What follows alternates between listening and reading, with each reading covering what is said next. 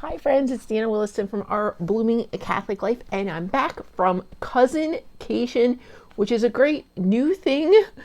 We went last year with the cousins on my husband's dad's side, and this year we went with my husband's cousins on his mom's side.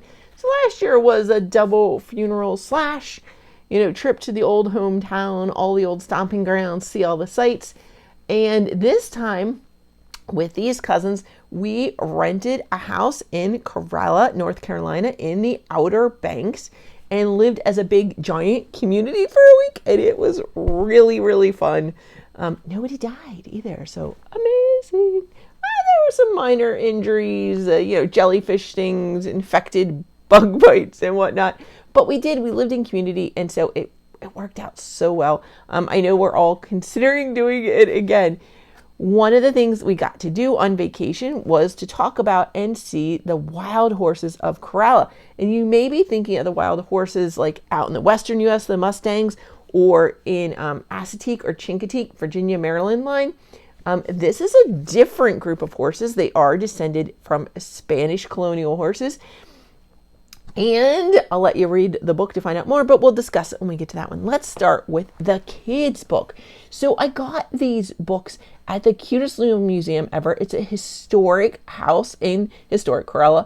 And there's a great story behind that's there. But so it's a gift shop and museum integrated. The displays are paced about the selections that you may purchase that will help fund the Corolla Wild Horse Fund that helps take care of these horses or others, as well as helps manage the herds. There's a lot of science and great things going on, and we'll get into that more when we get to this book. But anyway, it's an integrated gift shop slash museum, so the kids, if they get bored, are looking at the things that are for sale, and if the adults get bored, they're looking at the things for sale. Otherwise, you can be watching the movie or just going around looking at the pictures of the horses.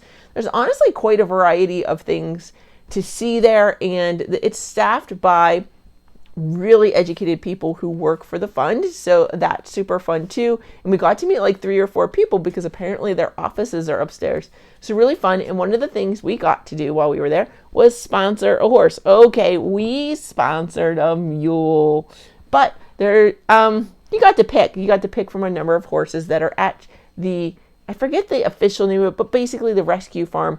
They're horses that got too habituated to humans or got into too much trouble and needed a safe place.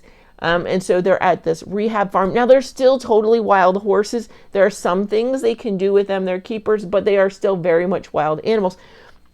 So while I'm going to get to this in a second, we all know, ladies, what we think of these horses. Okay, maybe not every lady out there, but I know a lot of us have these secret thoughts like, when I get down there, I have this connection with horses. I'm just, I'll go up, I'll rub its nose, I'll get to just hop on one of these horses and ride along the beach. It's totally going to be like all the movies I watched when I was a kid, because I have this connection with animals. Don't do it. Don't be tempted to do it. You're not even allowed within 50 feet of them. They are wild animals. They are wild animals. It's not going to go well for you or them. You may think, well, what if I could just put hand out and give them a carrot or an apple. These horses, their digestive systems have developed to only eat the grasses that are around there, and carrots and apples could kill them. Legit. So just stay away. It's nice to see, and if you're up on the 4x4 beach area, yes, the horses will come up to the houses and all. Do they still have to follow the rules even if you live there? Yep. So if a horse is standing in your driveway next to your car and you need to go to work, guess who's not going to work? Just saying. The rules be rules for a reason. So this was a little kid's book about Raymond of the Outer Banks. You can see it's small. You can see Raymond is a mule. It's really cute, and a portion of the proceeds go directly to the Corolla Wild Horse Fund. Very fun. It does say that she loves the Outer Banks ponies, especially Raymond. She was a former elementary school teacher, and she lived on the Outer Banks after spending much of her childhood on Hatteras Island. So it's a fun little book. The photos in it, the pictures, so when there are photos, they make them really stylized so that you almost can't tell whether they're paintings or photos. And then there's some computer images as well. Let me show you a computer image. Random crab.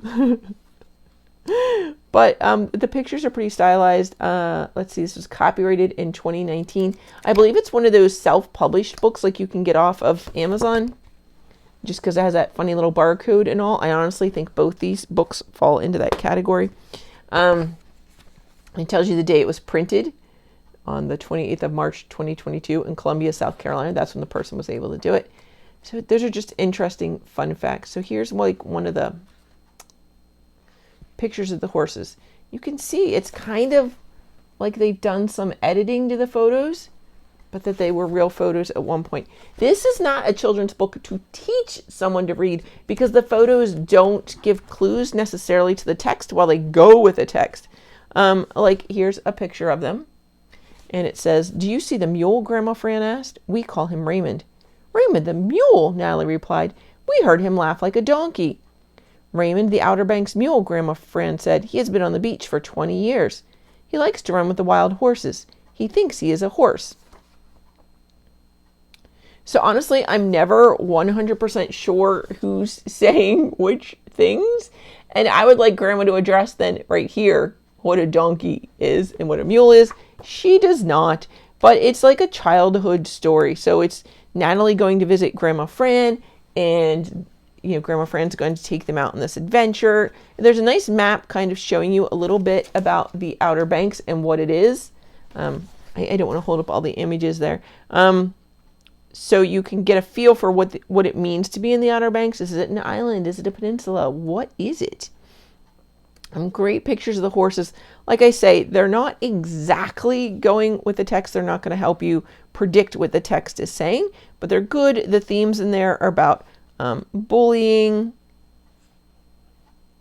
and making friends and standing up for others. Again, the text is kind of difficult to tell.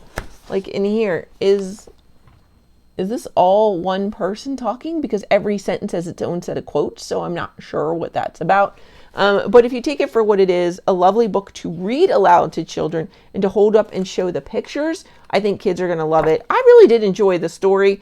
It was maybe a bit on the contrived side, but I liked seeing all the pictures, and it reminds you at the back that it is, you can get to them by going to www.corolawildhorses.org, and there's the address, and as well as you can access an article about Raymond. Raymond is a real mule that lives in the Outer Banks of North Carolina, and he's now one of the rescued ones living on the farm. So we got to sponsor him.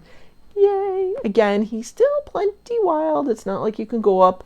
Don't assume that there's this place with these rescued or rehabilitated wild horses that you're going to get to pet. That's not happening either. They're still wild horses, and they respond better or worse to different caretakers.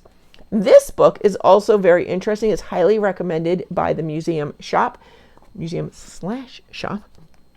The Wild Horses of Corolla by Bonnie U. Gruenberg. And she's the author of a whole bunch of books, but don't get confused looking at her titles, because she is an author, photographer, artist, and certified nurse midwife. So her topics have a broad range. If you look at her list of books, you're like, what? Because they do have a broad range. Here's another interesting thing. So she wrote an amazing book on horses, Wild Horses of America. It might just be East Coast horses. Yes, it's just East Coast. So the horses at Assateague, Maryland, Chincoteague, Virginia, Corolla, North Carolina, Ocracoke, North Carolina, Shackleford Banks, North Carolina, and Cumberland Island, Georgia. But it's like a 500-page book, and they thought that was a little too chunky for most people. So they broke it up into sections, which is where it's both genius and its biggest fault. Because while there's an introduction to it, it doesn't completely cover all the information that you would have read had you read the rest of the book before you got to this chapter. So there's some terms and things that you're going to have to try and pick up as you go, and it may discourage some readers. There's also some faults in the book. Again, I believe it's self-published. Page 49, page 50, I think, are the ones that I've found so far that are the exact same page. So 49, incorporated into the Currituck horses into their operations. Incorporated the Currituck horses into their operations. So I put a big X through this page. But I'll go ahead and show you what I was talking about, the horses being truly wild horses. Here's one that went up on somebody's deck and then didn't know how to get back down the steps, and so it had to be rescued. Here's one with a tomato cage on. You can imagine how close it is to its eye. All kinds of horrific things could have happened here, and it had to be rescued. It's one of the reasons that they've moved the horses further up on the beach, away from the paved roads, to try and keep them safe. Now, they are still around some development because there are houses up in the unpaved area, but those people are hopefully doing a better job at following the rules. Some of those houses are rentals, so if you're going to rent a house up there, learn the horse laws and obey them.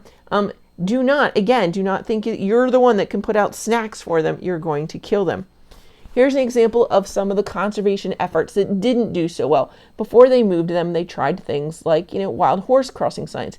This sign was run over. Many of the signs were stolen as souvenirs. That did not help the horses any. So this book is going to go into the theories of how these horses came to be on Corolla. There are many theories. There's no exact one that seems to fit where they came from or why they're there. But it then goes into some of the natives that lived there, some of the early settlers that lived there, explorers going through. What were the uses of the island back in the day by early settlers? Some of them harvested dolphins. Some of them harvested sea turtles. Some of them were harvesting fish or crab, and what those industries looked like for them and what they could do there, what they couldn't do there to raise money, to make a living. And then there were some rich people who didn't live on the island. It's funny, rich people didn't live on the island. Ugh. But they hired, poor people to manage their herds of cattle or whatever. And how did they interact with the land? The book says it's just about the horses, but it gets so much into dune ecology and ecology of these barrier islands, how they exist. People have tried many conservation efforts to support the forested areas or the dune areas or this area or that area or the sand or the beach. And what they're finding is it's way more complicated than anybody has been able to figure out. And that the dunes are kind of living entities and they have their own cycle. And perhaps building on the islands is not our best idea because it's kind of halting the natural progressions of the islands.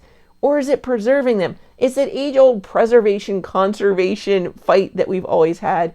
I think I've talked about before. You've got, your John Muir and your Gifford Pinchot fighting for the national parks and what became the national park system as opposed to the national forest system.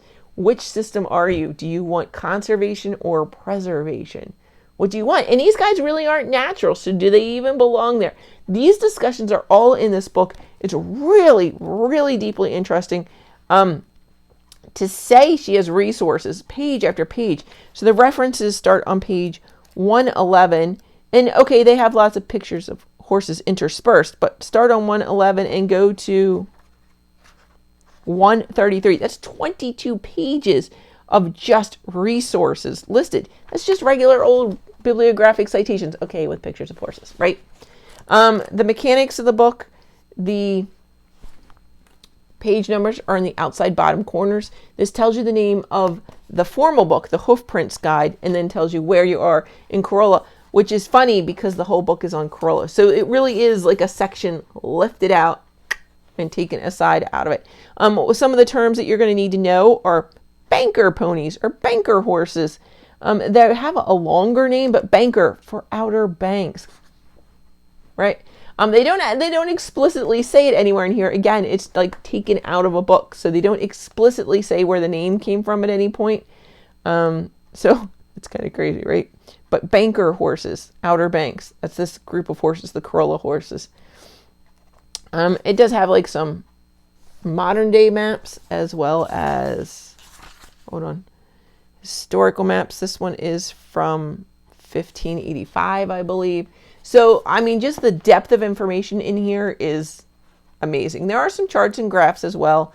It's a lot. It's a lot. Has a lot of hard science. This is not the storybook version of the Corolla horses. This is the hardcore information. This is not a beach read. You may want to read it at the beach, but you're probably only going to get a couple pages, right? I didn't need to take a break because it's very dense. That's the word I was going for. This book is very dense. So much information, and it's so wonderful and so thought-provoking. This would actually make a really great book club book if you weren't doing it all in 1 month. Do it I don't even think, thing is, it's all one chapter. It's not broken up at all. I don't think there's any table of contents. This is a chapter taken out of a book. So yeah, there's no table of contents. So you'd have to give page numbers, sections of page numbers to review. But that could make a really excellent book club book just on themes of ecology, conservation, preservation, all that in general, as well as on horses. Just saying. Okay, friends, I hope that this review has helped you some. I'm going to put a lot of these links and information in the description below. It may say more or something like that. Go ahead and click on that, and you're going to get where to find out more about the Corolla wild horses. May God bless you and keep you. May He make His face to shine upon you and be gracious unto you, and may the Lord bless you. In the name of the Father, and the Son, and the Holy Spirit.